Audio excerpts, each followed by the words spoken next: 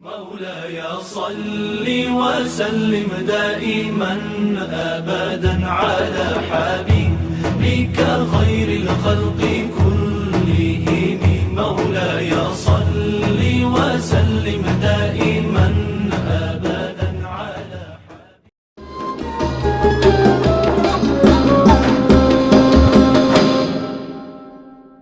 Assalamualaikum warahmatullahi wabarakatuh. Alhamdulillah, alhamdulillahi rabbil alamin, allazi ja'ala as-siyama madrasatan lil qulub wa maidana litazkiyatin nufus. Asyhadu an la ilaha illallah wahdahu la syarikalah wa asyhadu anna Muhammadan abduhu wa rasuluh. Allahumma salli wa sallim wa barik alaihi wa ala alihi wa sahbihi ajma'in amma ba'du. Sahabat Quran yang dirahmati oleh Allah Subhanahu wa taala. Puasa itu unik. Jika salat itu terlihat. Zakat itu terhitung. Haji pun tampak perjalanannya. Tapi puasa itu tersembunyi. Tidak ada yang tahu apakah kita benar-benar menahan diri ataukah tidak. Kecuali hanya Allah Subhanahu wa taala yang tahu. Karena itu Rasulullah sallallahu alaihi wasallam bersabda dalam sebuah hadis qudsi, "Kullu amal ibni Adam lahu illa shaum, fa innahu li wa ana ajzi bih." Setiap amal anak Adam adalah untuknya kecuali puasa. Puasa itu untukku dan aku sendiri yang akan membalasnya. Hadis riwayat Bukhari dan Muslim. Sahabat Quran, mengapa puasa begitu istimewa?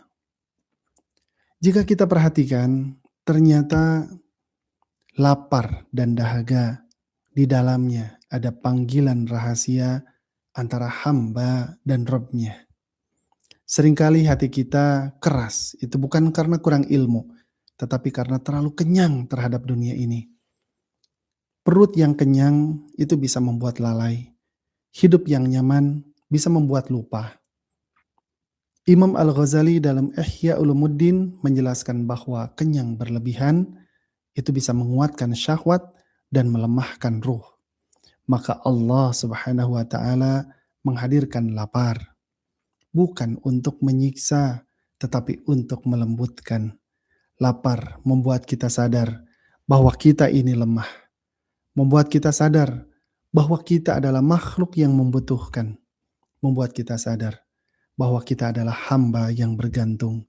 Maka Allah Subhanahu wa taala berfirman, "Ya ayyuhan nasu antumul fuqara'u ilallah." Wahai manusia, kalianlah yang butuh kepada Allah. Al-Quran surah Fatir ayat ke-15. Ketika perut kita kosong, maka kita bisa merasakan kefakiran itu. Dan disitulah hati mulai tunduk kepada Rabb. Sahabat Quran, kita lihat bagaimana kisah Umar bin Khattab radhiyallahu anhu. Suatu malam, Umar berkeliling kota Madinah. Beliau mendengar tangisan anak kecil karena lapar. Ibunya hanya merebus batu agar anaknya tenang.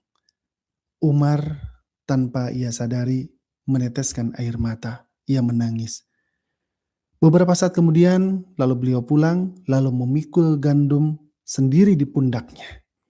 Ketika ada yang menawarkan untuk membantu, maka beliau berkata, "Apakah engkau mau memikul dosaku di hari kiamat?" Masya Allah, sahabat Quran. Lapar membuat Umar menangis.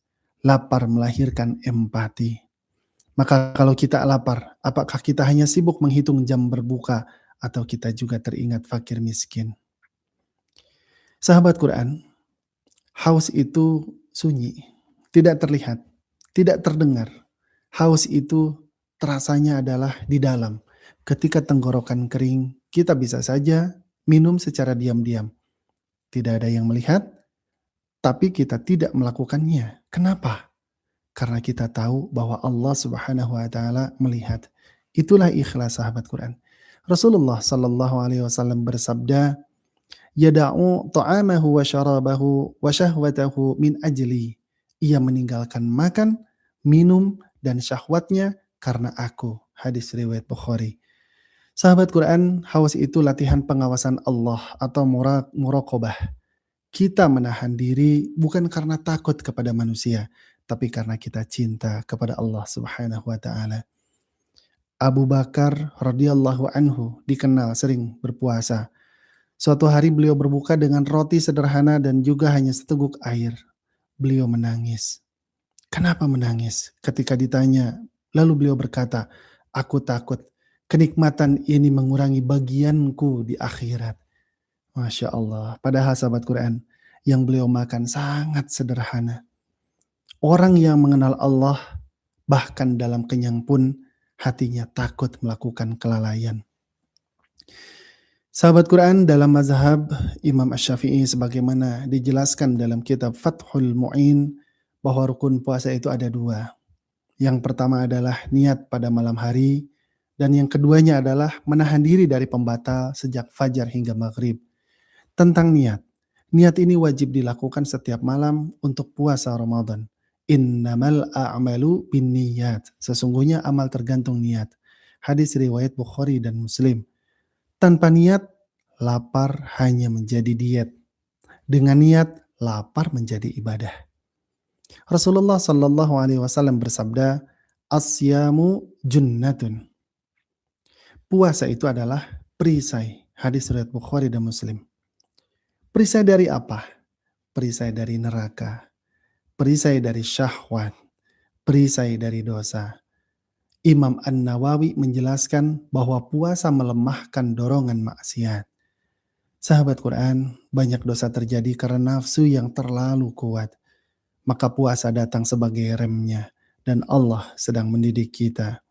Mari kita lihat bagaimana kisah Imam Hasan Al-Basri rahimahullah. Hasan Al-Basri pernah melihat sekelompok orang tertawa terbahak-bahak di bulan Ramadan. Lalu beliau berkata, Allah menjadikan Ramadan sebagai perlombaan kebaikan. Ada yang menang dan ada yang kalah. Mengapa kalian tertawa? Sahabat Quran, beliau bukan melarang bahagia, tapi beliau mengingatkan agar tidak lalai. Lapar itu bukan sekedar kosongnya perut, sahabat Quran semuanya. Ia adalah sebuah panggilan, wahai hambaku, kembali. Dahaga itu bukan sekedar keringnya tenggorokan kita, tetapi lebih dari itu. Ia adalah sebuah bisikan. Aku melihatmu, aku mencintaimu, aku ingin engkau dekat. Allah memanggil kita lewat lapar agar hati kita menjadi lembut.